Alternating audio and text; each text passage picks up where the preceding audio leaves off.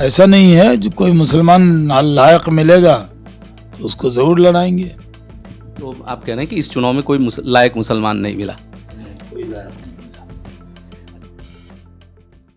नमस्कार, हमारे साथ हैं शाहनवाज हुसैन जी। 3 बार लोकसभा के सांसद रहे, बिहार सरकार में मंत्री रहे, केंद्र में मंत्री रहे, लगातार बिहार का दौरा कर रहे हैं। हम इनसे बिहार चुनाव को समझेंगे और पूछेंगे कि क्या चल रहा है, क्या फिर से नीतीश सरकार आ रही या महागठबंधन से कड़ी चुनौती मिल रही। शाहनवाज जी, स्वागत है आपका।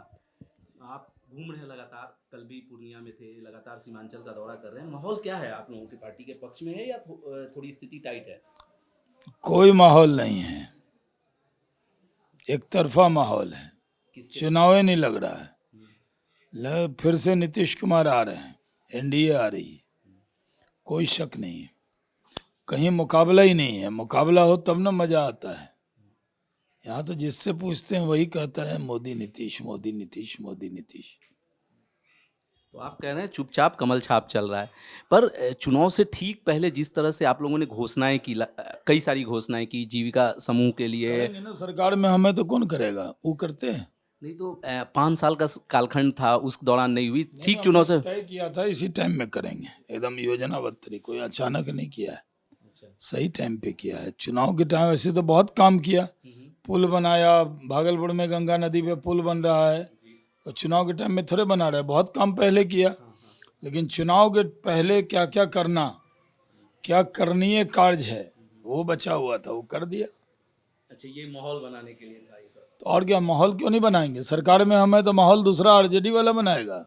लेकिन आरजेडी अभी चुनाव आयोग के पास गई है कि जो आप लोग जीविका समूह को पैसे ट्रांसफर कर रहे हैं 10,000 रुपये, उसको रोकने के लिए कि चुनाव के दौरान वो पैसे ट्रांसफर ना किए जाए। लालू यादव यहाँ जमीन के ट्रांसफर करा ले रहा है, जॉब के बदले में जमीन। हम लोग 10,000 जीविका दीदी को करें तो वो उसके खिलाफ बोल रहे हैं। कुछ नहीं होने वाला उन लोगों का। आप लगातार, अभी भी मैं आपके साथ घूम रहा था तो आप लोग कह रहे थे कि 2010 का रिकॉर्ड तोड़ेंगे, मतलब 206 से ज़्यादा सीटें आएंगी आप लोगों की। 226 दिख रही है हमको। अच्छा, 226 दिख रही, पर अमित शाह लगातार 160 कह रहे हैं। कल भी पटना में एक कॉन्क्लेव में थे, उन्होंने 160 कहा है। फिर मिनिमम 160 बेंचमार्क है, 162 to 26 हम मान रहे हैं। 66, मतलब इतना गैप दे रहे हैं एस्टीमेट में। 66 सीट का गैप, 25% का गैप। क्या करें, आधा अधिया दें उनको, दे दें। नहीं नहीं, हम तो आप जो निश्चित रूप से दावे करेंगे। अच्छा, एक भागलपुर में बहुत इंटरेस्टिंग स्थिति है, क्योंकि आपका लोकसभा क्षेत्र रहा है, वहाँ आप 2 बार सांसद रहे। एक बिहपुर विधानसभा क्षेत्र है, वहाँ आपके घटक दल के ही सांसद हैं और आपकी पार्टी के उम्मीदवार हैं इंजीनियर शैलेंद्र। विधायक बनाम सांसद हो गया है वहाँ पे। नहीं, ऐसा नहीं है। अजय मंडल जी क्या इंजीनियर शैलेंद्र के लिए प्रचार कर रहे हैं वहाँ पे? करेंगे, क्यों नहीं करेंगे। एक विधानसभा में नहीं किया होगा, एक में कर रहे हैं, एक में नहीं करेंगे, ऐसा नहीं, सब जगह करेंगे। मैं कल इंजीनियर शैलेंद्र से मिला था तो उन्होंने कहा कि नहीं मिल रहा है सहयोग, ऑन रिकॉर्ड कहा है उन्होंने। पता करूंगा मैं। उन्होंने कहा है कि रात के अंधेरे में विपक्षी उम्मीदवार के लिए, वीआईपी की जो उम्मीदवार हैं अर्पणा कुमारी, उसके लिए रात के अंधेरे में प्रचार करने आते हैं। वो तो वीआईपी के उम्मीदवार हैं। वहाँ पर आपके अजय मंडल जो जेडीयू के सांसद हैं, वो अर्पणा कुमारी का प्रचार कर रहे हैं वहाँ। नहीं नहीं, उनका तो परिचय भी नहीं है उनसे। उन्होंने ऑन रिकॉर्ड कहा है इंजीनियर शैलेंद्र, मैं आपको वीडियो दिखा सकता हूँ। मुझे देखा नहीं, मेरे से नहीं बात की, मैं मिला था शैलेंद्र जी से। वो तो जीत रहे हैं भारी वोट से, उम्मीदवार ही नहीं मिल रहा था। राजद को कोई उम्मीदवार ही नहीं मिल रहा वहाँ। राजद एकदम लालटेन फेंक फाक के भाग गया वहाँ। शैलेंद्र के खिलाफ कोई उम्मीदवार नहीं मिल रहा था, तो वो वीआईपी पार्टी को दे दिया। वीआईपी पार्टी को भी कोई उम्मीदवार नहीं मिला तो किसी को दे दिया उसने भी। ठीक है। चुनाव की घोषणा से पहले आप पार्टी की जीत के लिए अजमेर शरीफ गए थे, वहाँ पर आपने जियारत की, लेकिन और इस बार बहुत चर्चा थी कि आप किशनगंज से मैदान में होंगे। क्या अंतिम समय में ऐसा हो गया कि कब हम विधानसभा लड़े हैं जो इस बार लड़ने वाले थे? कौन कहा आपको? हमने कभी कहा? आपने नहीं कहा। निश्चित रूप अब से कहने को तो लोग कहेगा कि हम मुख्यमंत्री बनने वाले हैं, तो क्या मुख्यमंत्री बन जाएंगे? लोग तो कुछ भी कहेंगे, लेकिन विधानसभा चुनाव तो हम कभी लड़े नहीं। हम तो लोकसभा 6 बार लड़े। जी, 3 बार सांसद भी रहे। एक चीज़ और बताइए, आप जब महागठबंधन की प्रेस कॉन्फ्रेंस हुई और मुकेश सहनी को डिप्टी सीएम अनाउंस किया गया। उसके बाद सबसे पहले आपका ट्वीट आता है कि एमवाई समीकरण जो है मल्लाह को आप लोगों ने ले लिया और अल्लाह के बंदे को छोड़ दिया। तो ये क्या गलत कहा मैंने? आज मल्लाह की तो चिंता है और अल्लाह के बंदे की चिंता नहीं है। मुसलमान को डरा डरा के वोट लेता है। खुदा से डरने वाली कौम को बीजेपी से डरा रहा है कि बीजेपी खा जाएगी। बीजेपी तो 11 साल से केंद्र में है और 20 साल से बीजेपी के सहयोग से नीतीश कुमार जी मुख्यमंत्री हैं, तो कहाँ कोई मुसलमान को दिक्कत हुआ है? लेकिन उन लोगों का कहना है कि भाजपा ये जो कह रही है, भाजपा को अपने गिरबान में झांकना चाहिए। मुकेश सहनी भी कहा कि शाहनवाज हुसैन की चिंता कर ले पहले भाजपा। मुकेश सहनी का धन्यवाद, मेरी चिंता कर रहे हैं वो, हमारी क्या चिंता करेंगे? लेकिन आप लोगों ने 101 में से एक भी मुसलमान को टिकट नहीं दिया। नहीं तो संविधान तो नहीं, लेकिन जब सुविधा होती है आप लोग, कहाँ लिखा हुआ है कि धर्म के नाम पे अनुसूचित जाति जनजाति को टिकट मिलता है, रिजर्व होती है सीट एसटी की। एसटी में कई सीट मुसलमान के लिए भी रिजर्व है जो एसटी में है, लेकिन धर्म के नाम पे तो कोई रिजर्वेशन नहीं है।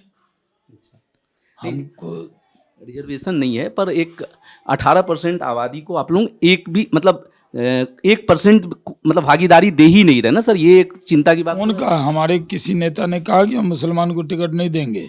कहाँ कहा किसी ने? कहना बयान एक चीज़ है सर, टिकट मिला ही नहीं ना। टिकट हमने अभी कश्मीर में राज्यसभा में दिया था, हरियाणा में दिया था, हमने राजस्थान में दिया था, बिहार में भी दिया, एमएलए बनाया था सबा जफर को, अभी जेडीयू से लड़ रहे हैं। ऐसा नहीं है, जो कोई मुसलमान लायक मिलेगा तो उसको ज़रूर लड़ाएंगे। तो आप कह रहे हैं कि इस चुनाव में कोई लायक मुसलमान नहीं मिला? कोई लायक नहीं मिला। अच्छा, किशनगंज में क्या हो? आप किशनगंज गए थे शायद? ना, नहीं गए थे। फिर भी आप चूंकि जाएंगे, प्रचार करेंगे। आप हाल लेते रहते हैं, सीमांचल में आपकी रुचि है। किसान क्या लग रहा है, किशनगंज में इस बार भाजपा का खाता खुलेगा? सारी सीट जीतेंगे इस बार, 0 पे आउट हो जाएंगे सब। सीमांचल की सारी सीट जीतेंगे, 24 की 24। और चूंकि भागलपुर आपका क्षेत्र रहा है, तो भागलपुर में क्या आपका आकलन है? रोहित पांडे 50,000 से ज़्यादा वोट से जीतेंगे भागलपुर में, और 7 विधानसभा हम लोग जीतेंगे। आपने कहा कि मैं चूंकि एमएलए का चुनाव लड़ता नहीं हूँ, और आप पिछली बार एमएलसी से उद्योग मंत्री बने थे। एमएलसी बना दिए जबरदस्ती, तो बन गए थे। कोई हम मांगने गए थे पार्टी से? नहीं रिकॉर्ड पे कह रहे हैं, कभी मांगे क्या जाके? जब तक टिकट की घोषणा नहीं हो गई, जब तक मैं राष्ट्रीय प्रवक्ता हूँ, राष्ट्रीय अध्यक्ष नड्डा जी से मैं मिला क्या जाके?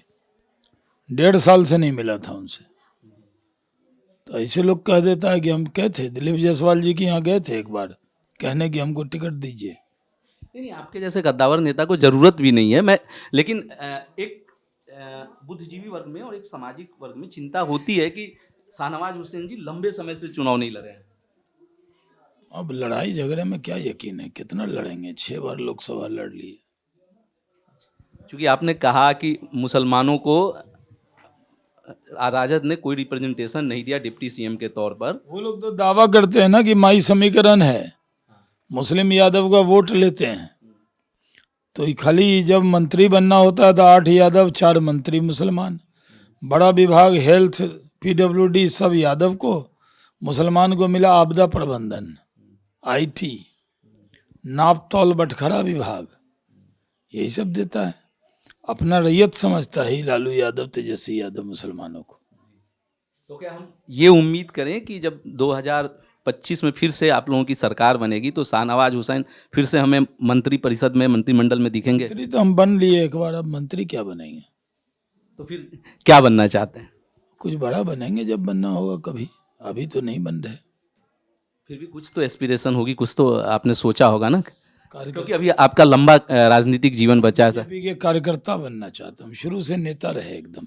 सर 30 साल से आप कार्यकर्ता हैं। हाँ, नहीं, हम कार्यकर्ता की तरह काम करेंगे। अभी आप देश के सबसे राष्ट्रीय प्रवक्ता हूँ, अगली बार ये पद भी नहीं रहेगा, तो सिर्फ मैं बीजेपी वर्कर लिखूंगा अपने ट्विटर हैंडल पे। ये तंज है या ये पार्टी नेतृत्व के लिए तंज है? मैं भी नहीं बैठता टीवी डिबेट में, नहीं देखते आप ही को कितना मुश्किल से इंटरव्यू दिया मैंने, सुबह से आप लगे हैं तब आप इंटरव्यू दिया। तो अब मैं प्रवक्ता भी नहीं रहना चाहता, मुझे अब जाना जाए बीजेपी कार्यकर्ता। चलिए ठीक है शाहनवाज हुसैन जी, आपने अपने व्यस्त चुनाव कार्यक्रम के दौरान हमारे लिए समय निकाला, गांव में रुक के आपको इंटरव्यू दिया, इसके लिए धन्यवाद आपका। आप टाइम्स ऑफ इंडिया के साथ बने रहिए, हम इसी तरह हर विधानसभा क्षेत्र में जाएंगे, जनता को उनके मुद्दों के बारे में बताएंगे और नेताओं से आपके हिस्से का सवाल पूछेंगे।